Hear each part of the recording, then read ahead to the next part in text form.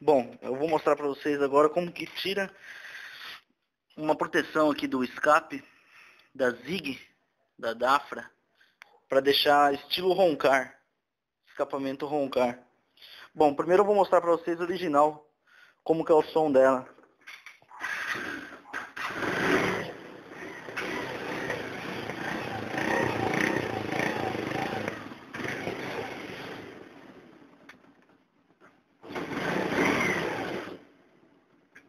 É bem simples, ó. Basta você ter uma chave L, tamanho 5. Você vem aqui, ó, encaixa, tira. Lembrando, se você tá na garantia sua Zig, quando vocês forem levar para fazer revisão, alguma coisa do manual, vocês colocam de volta para vocês não perder a garantia. Aqui, ó, só tô tirando, ó, para vocês verem como é simples.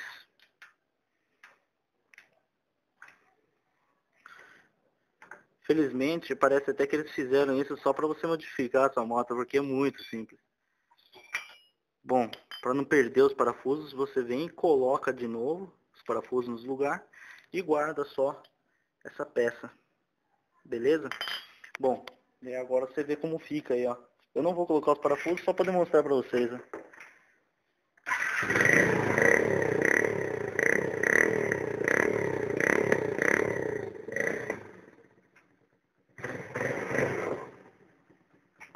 E fica aí mais um tutorial para vocês aí de como mexer na Zig, né? Valeu, galera. Enrolado. Tá aqui o meu tutorial da Zig, da Dafra. Dá uma olhadinha só como ficou o escape dela. E, bom, é mais ou menos assim que ficou, ó.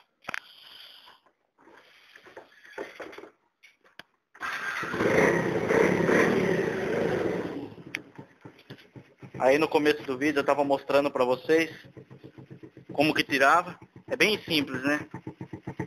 Aí, dá uma olhada só.